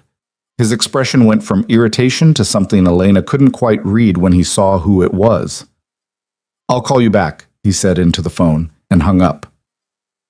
"Gabriella?" "Vincent." The woman smiled, sharp and knowing. "It's been a while." "Not long enough." He stood, buttoning his jacket. "What do you want?" "To talk. Privately." She glanced at Elena like she was furniture. "Unless your assistant needs to stay?" Vincent's eyes met Elena's, and she saw the apology there. "Give us a minute, Miss Cross." Elena left, closing the door behind her, and spent the next 20 minutes trying not to imagine who the hell Gabriella was, and why Vincent looked at her like she was a problem he'd thought he'd already solved. When the woman finally emerged, she was smiling. She paused at Elena's desk, looking her over with open assessment. "You're the new girl," she said. "I'm his assistant." "Right. And I'm just visiting." She leaned in, voice dropping. "Word of advice? Men like Vincent don't change. Whatever he's promised you, whatever you think this is, he'll get bored eventually. He always does." Elena kept her expression neutral. "Was there something else you needed, or are you finished?" Gabriella laughed. "I like you. More spine than the last one." She straightened, pulling on leather gloves. "Tell Vincent I'll be in touch." She left, and Elena sat there trying to process what had just happened. Vincent appeared in his doorway a minute later. "Elena?" She looked up. "Come in here." She followed him back into his office. He'd poured himself a drink despite it being 11 in the morning, which told her more than any explanation would. "Who was that?" she asked. "Someone from a long time ago." That's not an answer. He downed half the whiskey, set the glass down. "Her name is Gabriella Rossini. We were engaged briefly about 6 years ago. It was arranged by our families, political alliance, that kind of thing. It lasted 3 months before I called it off." Elena's stomach dropped. "You were engaged?" "On paper, it was never real." "Did you love her?" "No, I barely liked her." "Then why?" "All right, because my father asked me to. Because it was good for business. Because I didn't know how to say no to him back then." He looked at her, and she saw the frustration there. "It was a mistake, one I corrected as soon as I could." Elena sat down, trying to process this. "What does she want now?" "The Rossini family is restructuring. They want to rebuild the alliance, strengthen ties. She's here to feel out whether I'm open to negotiation." "And are you?" "Not the way she's hoping." He crossed to her, crouched down so they were eye level. "I need you to understand something. That part of my life, the arranged marriages and political alliances, I'm done with it. I make my own choices now. And I choose you." "She said you'd get bored, that you always do." His jaw tightened. "She doesn't know anything about me. Hasn't for years. But she knew you well enough to get engaged to you. She knew the version of me I was pretending to be. You know the real one." He took her hands. "I'm not bored, Elena. I'm not going to get bored. And I'm sure as hell not interested in whatever games Gabriella's trying to play." She wanted to believe him. Did believe him mostly. But doubt was a persistent thing, and Gabriella's words had landed exactly where they were meant to. "Okay," she said quietly. "That's it? Just okay? What do you want me to say? That I'm thrilled your ex-fiancé showed up to remind me you have a whole history I know nothing about? That I'm totally fine with the fact that she's beautiful and connected and probably exactly the kind of woman you're supposed to end up with? You're the woman I'm supposed to end up with." "You don't know that." "Yes, I do." He stood, pulled her to her feet. "I knew it the night you texted me. I knew it when you didn't run after seeing what I did to Salerno. I knew it when my grandmother told me you were the one, and I realized she was right. So yes, Elena, I know." She wanted to argue, but the certainty in his voice made it impossible. "I need you to trust me," he said. "Can you do that?" "I'm trying." "Then keep trying, because I'm not going anywhere, and neither is she unless I make her." That night, they didn't talk about Gabriella. They went home, ordered dinner, and pretended everything was normal. But the tension was there, sitting between them like a third presence, and Elena hated it. She was loading the dishwasher when Vincent came up behind her, arms wrapping around her waist. "Stop thinking so loud," he murmured against her neck. "I'm not." "You've been quiet all night. That means you're in your head about something." She turned in his arms, looked up at him. "Do you have any other ex-fiancés I should know about?" "No, Gabriella was the only one." "What about girlfriends?" "A few, nothing serious." "Define serious." He studied her face. "You want the full list?" "I want to know what I'm competing with." "You're not competing with anyone." He cupped her face. "But if it'll make you feel better, I'll tell you. There was a woman named Marie when I was 25. Lasted about 8 months before she realized I wasn't going to leave the family business for her. A couple of short things after that, nothing worth mentioning. And then Gabriella, which was a disaster from start to finish. After that, I didn't date anyone for almost 4 years. Too much work, too much risk. And then you showed up and made me reconsider everything." "What about after me?" "There's no after you. This is it, Elena. You're it." The words should have been romantic, should have made her melt. Instead, they scared her. "You can't know that," she said. "Why not?" "Because people change. Feelings change. What if you wake up one day and realize you want someone who fits into your world better? Someone who knows the rules, who won't ask you to explain every meeting or translate every conversation. Then I'll explain and translate until you don't need me to anymore." He kissed her, slow and thorough. "You want to know what I see when I look at you?" "What?" "Someone who walked into my world knowing exactly what it was and chose to stay anyway. Someone who calls me on my bullshit, who doesn't let me hide, who makes me want to be better than I am. You think Gabriella did that? She wanted the name, the status, the power. She didn't want me. And I do? You're here, aren't you?" She didn't have an answer for that, just kissed him until the doubt quieted enough to breathe through. Gabriella didn't go away. Over the next 2 weeks, she showed up 3 more times, always unannounced, always with some excuse about business or family connections, and every time Vincent would have Elena leave while they talked, which made it worse because her imagination filled in all the blanks. "You need to tell her to stop coming here," Elena said after the 4th visit. They were in bed, his arm around her, her head on his chest. It was late, past midnight, and neither of them could sleep. "I have," Vincent said. "She's not listening." "Then make her listen." "It's not that simple. The Rossini family is powerful, and I can't afford to burn that bridge completely. Not right now." "So what, you're just going to let her keep showing up whenever she wants?" "I'm handling it." "How?" He was quiet for a long moment. "I'm working on a deal that'll give me enough leverage to tell them all to back off without it starting a war. But it takes time." "How much time?" "A few more weeks. Maybe a month." Elena pulled away, sat up. "A month of her coming to your office, looking at me like I'm nothing, reminding everyone that you two have history?" "Elena, do you know what she said to me today?" He sat up too, eyes sharp. "What did she say?" "She asked how long I thought this would last. You and me. She said you had a pattern, and I should be smart enough to see it." Vincent's expression went dark.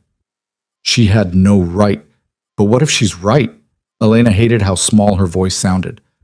"What if I'm just the current version of whatever you're looking for, and eventually you'll realize I'm not enough?" "Stop." He grabbed her hands, pulled her close. "You're letting her get in your head, which is exactly what she wants. She's trying to make you doubt this, doubt us, because if she can break us apart, she wins." "Wins what?" "Me. The alliance. Whatever the hell she's actually after." He looked at her, intense and focused. "I love you. Not because you're convenient, not because you're here, but because you make me feel like a person instead of just a name or a reputation. And I need you to believe that." She wanted to so badly it hurt. "I'm trying," she whispered. "Then let me help." He kissed her forehead, her cheeks, her mouth. "Tell me what you need." "I need you to make her go away." "I will. I promise." He kept that promise 3 days later in the most Vincent way possible. Elena was at her desk when Gabriella walked in, same as always. But this time, Vincent was ready. He appeared in his doorway before she could knock. "We're done with these visits," he said, his voice carrying across the office. Gabriella stopped, turned. "Excuse me? You heard me. Whatever game you're playing, it's over. I'm not interested in rebuilding the alliance. I'm not interested in negotiating, and I'm sure as hell not interested in you." "Vincent, be reasonable." "I am being reasonable. You're the one who keeps showing up uninvited, making my assistant uncomfortable, and wasting everyone's time." He walked closer, and Elena saw the shift in his posture, the subtle threat. "I've been polite because of our families, but my patience has limits, and you just hit them." Gabriella glanced at Elena, then back at Vincent. "This is about her? This is about you not taking no for an answer. She's going to ruin you. You know that, right? She's not one of us. She doesn't understand the rules, the expectations. Eventually, you'll have to choose between her and the family, and we both know which one you'll pick." "You're right," Vincent said calmly. "I will have to choose, and I already did. I chose her. Now get out." The office had gone silent. Everyone was watching, pretending not to, but absolutely riveted. Gabriella's face went hard. "You're making a mistake." "Maybe. But it's my mistake to make." He held the door open. "Goodbye, Gabriella." She left without another word, spine rigid, heels clicking sharply on the floor. Vincent closed the door, looked at Elena. She stared at him, heart pounding. He crossed to her desk, leaned down, and kissed her in front of everyone. When he pulled back, she was breathless. "What are you doing?" "Making sure everyone knows exactly where I stand." He straightened, raised his voice. "In case anyone missed it, Elena Cross is not just my assistant. She's with me. Anyone who has a problem with that can talk to me directly." The office stayed silent for 3 seconds, and then someone, she thought it was David from accounting, started clapping. Others joined in, and suddenly the whole floor was applauding. Elena's face went hot. "Vincent, come on." He took her hand, pulled her toward his office. "We need to talk." Inside, door closed, she rounded on him. "You just told everyone we're together." "I did. We agreed to keep it quiet." "That was before Gabriella started making you doubt us. Before I realized keeping this secret was hurting you more than protecting you." He pulled her close. "I don't want to hide you anymore, Elena. I want everyone to know you're mine. You can't just decide that without asking me. You're right. I should have asked first. But I saw the way she was looking at you, talking to you, and I couldn't let it continue." He touched her face. "Are you angry?" She thought about it, really thought about it. "No, terrified, but not angry." "Good, because I already called my lawyer to update my will." Her eyes went wide. "What?"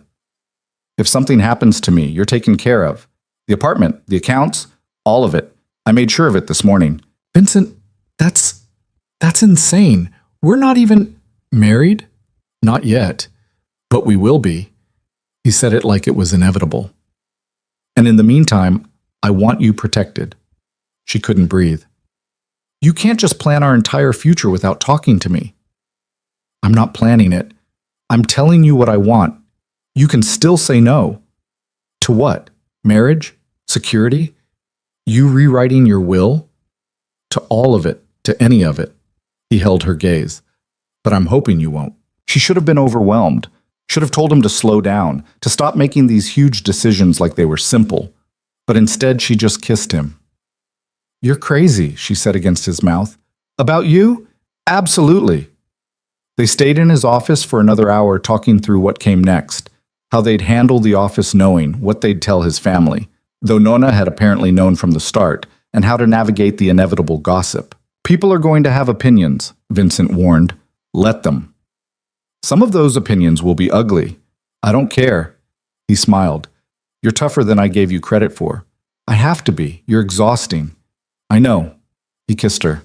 "I love you. I love you too, even when you're making unilateral decisions about our future. I'll try to consult you more." "You'd better." That night they went to dinner at a restaurant Vincent had been trying to get reservations at for months.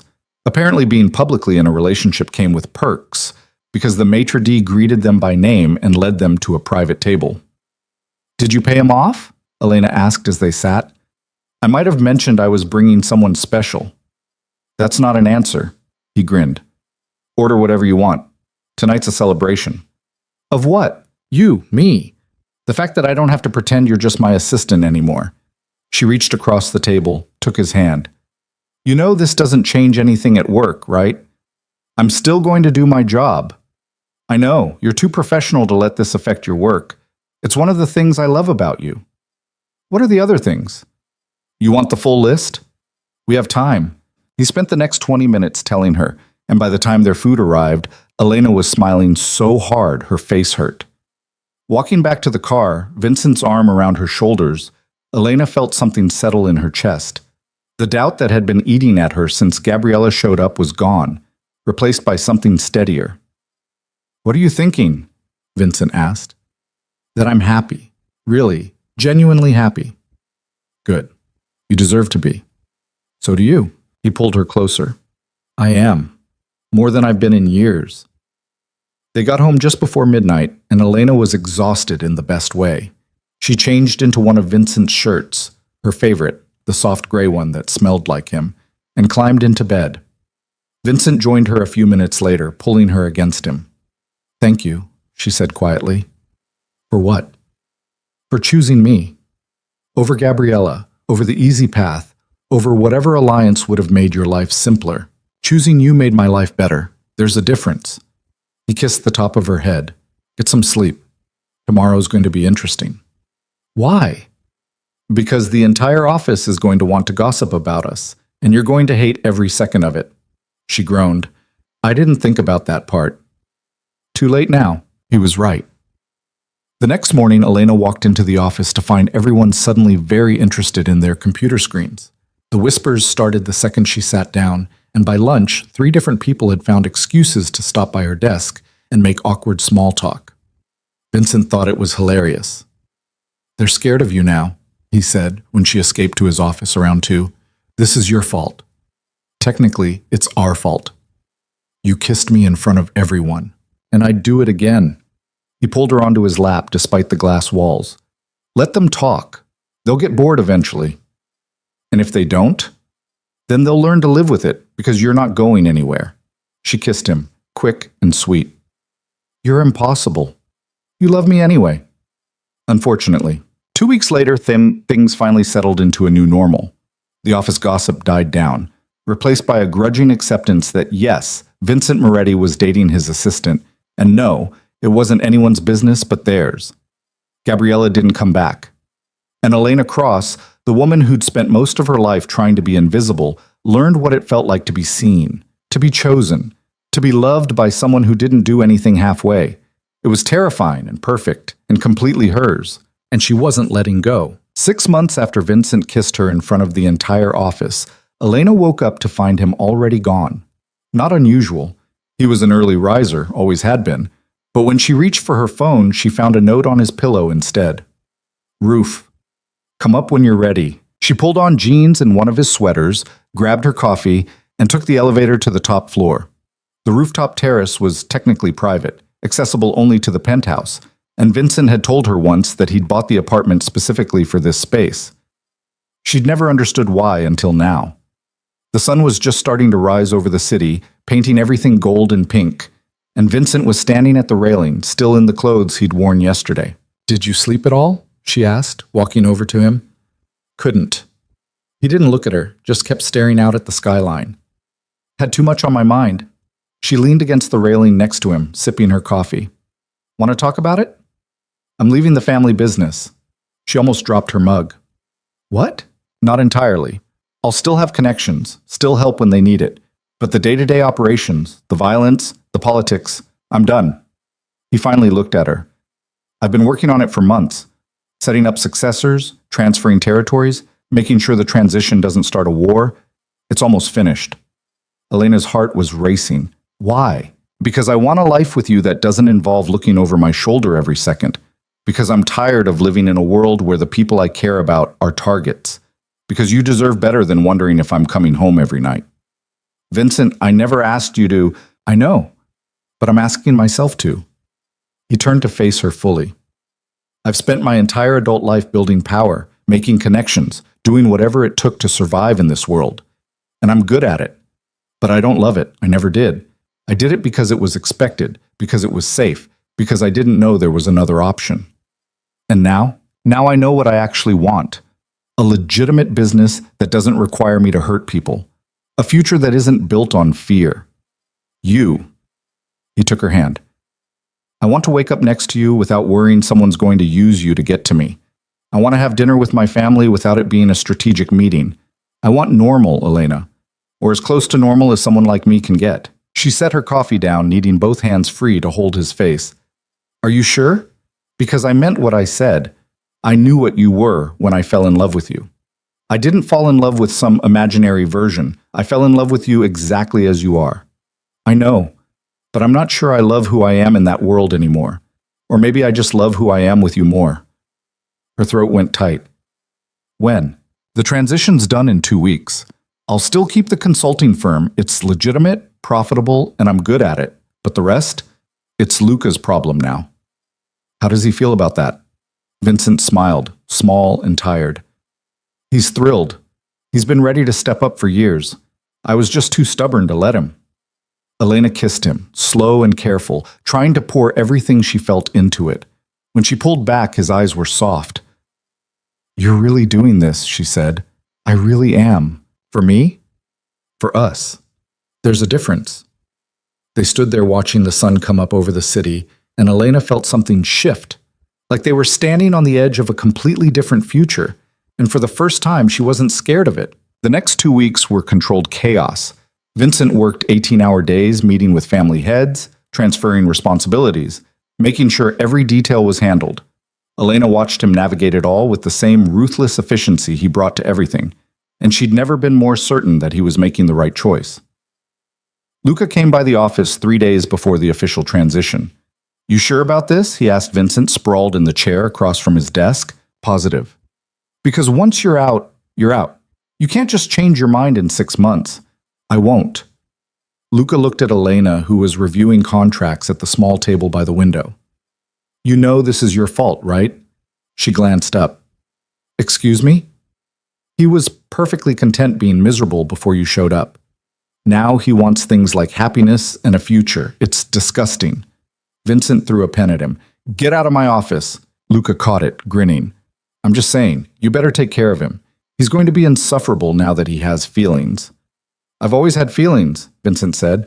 "Yeah, but now you're acting on them. It's weird." Elena laughed despite herself. "I'll do my best." "Good." Luca stood, suddenly serious. "Really, though, thank you, for making him remember there's more to life than this." After he left, Vincent looked at Elena. "My family likes you more than they like me. That's because I'm likable." "Debatable." She threw the pen back at him. The official transition happened on a Tuesday, in a private room at the same restaurant where Vincent had taken her after the warehouse incident with Tony. All the major family heads were there, along with Luca and a handful of others Elena didn't recognize.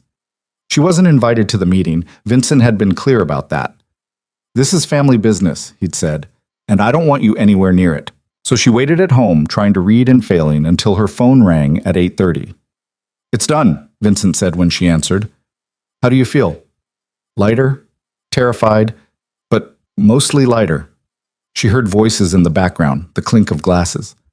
"I'll be home in an hour. Don't wait up."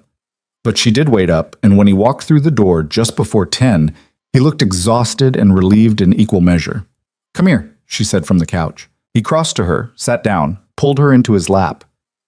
"I'm officially a legitimate businessman now. Boring and legal." "You could never be boring." "Give it time." She kissed him, tasting whiskey and something that might have been relief. "I'm proud of you." "For what?" "For choosing what you want instead of what's expected. That takes guts." He buried his face in her neck. "I couldn't have done it without you." "Yes, you could have." "Maybe, but I wouldn't have wanted to." They stayed like that for a long time, just holding each other. And Elena thought about how far they'd come from that first impulsive text. How much had changed? How much hadn't? A month after the transition, Elena came home from work to find Vincent in the kitchen, actually cooking. "Should I be concerned?" she asked, setting down her bag. "Probably. I'm attempting risotto." "You know how to make risotto?" "Nonna gave me her recipe. She said if I'm going to be domestic now, I should at least feed you properly." Elena walked over, peered into the pot. It actually looked edible. "I'm impressed." "Don't be. I called her twice already." She laughed, wrapped her arms around him from behind. "How was your day?" "Good. Closed a deal with a tech company looking to expand into commercial real estate. Completely legal, no threats required." "Look at you, being normal." "It's weird. I kind of like it." They ate dinner on the couch, the risotto better than Elena expected, and talked about nothing important. It was normal, comfortable, the kind of evening she'd never thought she'd have with someone like Vincent. "I have something for you," he said after they'd finished eating. "Vincent, you just bought me that ridiculous coffee maker last week. It's not that kind of gift." He stood, walked to the bedroom, and came back with a small box. Elena's heart stopped. "Is that—" "Just open it." Inside was a key. Not a ring, a key. She looked up at him, confused. "It's to the house in Connecticut," he said. "The one I bought last month." "You bought a house?" "I bought us a house. 3 bedrooms, 2 acres, completely private. Thought we could use a place to escape to on weekends." He sat next to her. "I know the apartment works for now, but I want us to have somewhere that feels like ours. Somewhere we can build something." She turned the key over in her hand, throat tight. "You really are going full domestic, aren't you?" Trying to. Is it working? It's terrifying and perfect and very you. She kissed him. When do I get to see it? This weekend, if you want. I want. The house was everything Vincent had promised and nothing like Elena expected. It wasn't some massive estate, just a comfortable colonial with good bones, big windows, and a kitchen that made her want to learn how to cook. The backyard had old trees and a garden that had been neglected but could be beautiful with some work. What do you think? Vincent asked as they walked through. I think you bought us a house. Technically, I bought you a house. It's in your name. She stopped walking. What? The deed's in your name. I wanted you to have something that's entirely yours, that no one can take away. He looked almost nervous. Is that okay? Elena felt tears prick her eyes. You put a house in my name? I put our future in your name. The house is just part of it. She kissed him hard enough to make him stumble back against the counter. I love you. I love you too. Does this mean you like it? I love it, even though you're insane for buying a house without telling me. I'm learning that surprising you goes better when there's real estate involved. They spent the weekend painting the bedroom, a soft gray that Elena chose and Vincent pretended to have opinions about, and planning what they'd do with each room. It felt like playing house, except it wasn't playing. It was real. Sunday night, lying in bed in their new house with paint still under her fingernails, Elena said, I keep waiting for something to go wrong. Vincent's hand stilled on her back. Why? Because this is too good. We're too happy. And in my experience, that's usually when everything falls apart. That's a depressing way to live. It's a realistic way to live. He was quiet for a moment. You know what I've learned in the last 6 months? What? That happiness isn't something you wait for permission to have. It's something you choose every day, even when it's scary. Especially when it's scary. He pulled her closer. I spent years thinking I didn't deserve this. A normal life, someone who loved me, a future that wasn't built on violence, and maybe I don't deserve it. But I'm choosing it anyway, and I'm choosing you, and I'm going to keep choosing both until you get sick of me. That's never going to happen. Good, because I have plans. What kind of plans? The kind that involve you, this house, and maybe a couple of kids somewhere down the line? Her breath caught. Kids? Eventually, if you want them. He said it casually, but she could hear the hope underneath. I know we haven't talked about it. I want them. The words came out before she could think about them. I want everything with you. The house, the kids, the boring normal life, all of it. He kissed her, slow and deep, and Elena felt something settle in her chest. This was real. This future they were building, one decision at a time, one risk at a time. This was hers. 3 months later, on a perfectly ordinary Thursday in April, Vincent proposed. Not at a fancy restaurant or on some elaborate vacation. He did it in their kitchen in Connecticut, while Elena was making coffee and he was reading the newspaper, and it was so normal that she almost missed it. Marry me, he said, not looking up from the sports section. Elena turned. What? Marry me. He set down the paper, pulled a ring box from his pocket. I was going to do this big thing, take you somewhere romantic, make a speech. But then I realized that's not us. We're the couple who started because of a drunk text and a bad decision. We're the couple who falls in love in the messy parts, not the perfect ones. So I'm asking you here, in our kitchen, on a random Thursday, because this is real life and I want you in all of it. She stared at him, coffee forgotten. He opened the box. The ring was simple, white gold, single diamond, nothing flashy. It was my grandmother's. She gave it to me last week and told me I was an idiot for waiting this long. So, Elena Cross, will you marry me? Yes.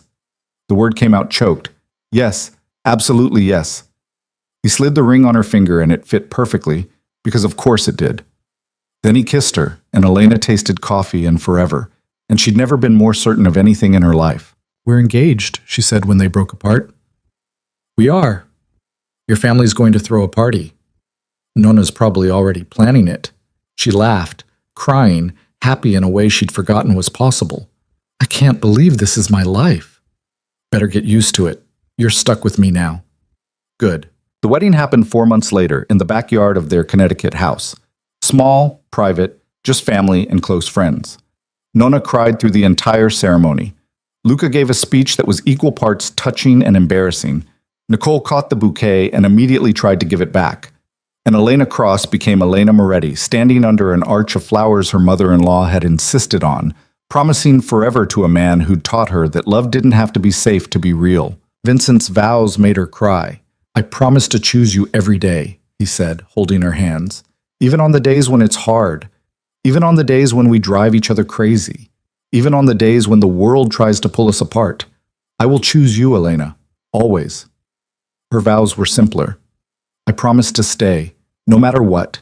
No running, no hiding, no giving up. You're stuck with me, Vincent Moretti, for better or worse."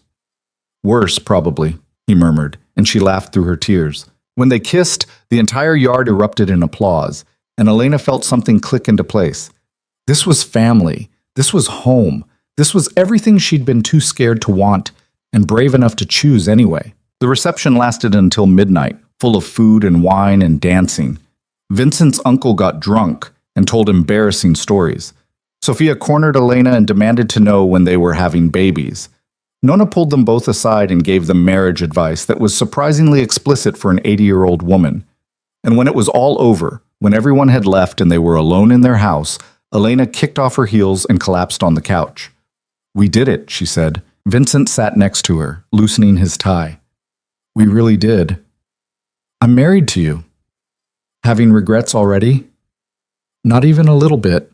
She curled into his side. "Ask me a year ago if I thought this would be my life. I would have laughed. Ask me a year ago if I thought I'd be happy. I would have said no." He kissed the top of her head. "Thank you." "For what?" "For that text, for taking a chance, for staying when you should have run. Thank you for showing up, for choosing me, for building this life with me." They sat there in comfortable silence, and Elena thought about everything that had led to this moment. The fear, the doubt, the risks they'd both taken. The way love had crept up on them both, messy and imperfect, and completely real. She thought about the woman she'd been a year ago, quiet, careful, convinced that safety meant staying small. And she thought about who she'd become. Someone who took risks, who loved fiercely, who'd learned that the best things in life were usually the scariest. "I have something to tell you," she said. Vincent tensed slightly. "Good or bad?" "Good, I think." She sat up, looked at him. "I'm pregnant." His eyes went wide. You're about 6 weeks. I found out last week, but I wanted to wait until after the wedding to tell you." He stared at her, processing, and then a smile broke across his face. Huge, unguarded, completely genuine. "We're having a baby. We're having a baby." He pulled her into his lap, kissed her like she was precious and breakable and entirely his. "I love you. I love you too. We're going to be terrible at this." She laughed. "Probably, but we'll figure it out." "Together?" "Together." 7 months later, Elena gave birth to a daughter they named Grace, after Vincent's grandmother. She had Elena's eyes and Vincent's dark hair and a tendency to scream at 3 in the morning that neither of them had any idea how to handle. Vincent was a disaster as a new father, terrified of holding her wrong, convinced every cry meant something was seriously wrong, calling the pediatrician so often the doctor started answering with, "She's fine, Vincent." But he was also completely devoted. He'd wake up for the middle of the night feedings, pace the floor with Grace when she wouldn't sleep, and stare at her like she was the most miraculous thing he'd ever seen. "You're going to spoil her," Elena said one night, watching him rock their daughter. "Absolutely. She's going to be so spoiled." "Vincent." "She's perfect, Elena. Look at her." Elena looked. At her daughter, asleep in her father's arms. At her husband, looking at their baby like she was the center of the universe. At the life they'd built, messy and imperfect, and completely theirs. "Yeah," she said softly. "She really is." Grace grew up in 2 worlds, the Manhattan penthouse and the Connecticut house, splitting time between the city and the quiet. She grew up knowing her father was powerful but kind, that her mother was gentle but fierce. She grew up surrounded by family, with Nonna teaching her Italian and Uncle Luca teaching her how to negotiate before she could walk. And she grew up loved, absolutely and completely, by 2 people who'd learned that the best kind of love was the kind you chose every single day. 2 years after Grace was born, they had a son. Michael, named after Vincent's father, who'd passed away 6 months earlier. He was quieter than his sister, more thoughtful, with Elena's careful nature and Vincent's sharp mind. And their house filled up with noise and chaos and the kind of beautiful mess that came from actually living instead of just surviving. Elena quit working as Vincent's assistant when Grace was born, but she didn't stop working. She started consulting, helping small businesses with operations and management, building something that was entirely hers. Vincent cheered her on, watched the kids when she had meetings, and never once made her feel like her career was less important than his. They fought, of course, about money, about parenting, about whose turn it was to deal with Grace's terrible twos, but they fought fair, and they always came back to each other, and they never let the bad days erase the good ones. On their 5th anniversary, Vincent took her back to the bar where Nicole had convinced her to send that first text. "This is where it started," he said, ordering them both drinks. "This is where I made the best bad decision of my life," Elena corrected. "You ever regret it?" "Not once." She reached across the table, took his hand. "You? Showing up at your door? Never. Though I do regret not doing it sooner. We found each other when we were supposed to." "You believe that?" "I have to. Otherwise I'd spend too much time thinking about all the ways we almost didn't happen." He lifted her hand, kissed her knuckles. "I'm glad we happened." "Me too." They stayed until closing, talking and laughing like they had all the time in the world. And in a way, they did. They had years stretched out ahead of them, full of noise and chaos and the kind of ordinary magic that came from choosing each other every single day. Elena thought about the woman she'd been before Vincent, scared, small, convinced that wanting more was dangerous. And she thought about who she'd become, a wife, a mother. A woman who'd learned that the only thing more dangerous than taking a risk was never taking one at all. She'd taken the risk, sent the text, opened the door, stayed when staying felt impossible. And she'd found everything she'd been too scared to ask for. A man who loved her fiercely, a family that chose her, a life that felt full instead of just safe. It wasn't perfect. They still had hard days, still fought about stupid things, still struggled sometimes to balance everything. But it was real. It was theirs. And that was worth every risk, every fear, every moment of doubt. Because love, real love, the kind that lasted, wasn't about finding someone perfect. It was about finding someone who made you want to be brave, who saw all your broken pieces and loved you anyway, who chose you every single day in all the messy, imperfect, beautiful ways that mattered.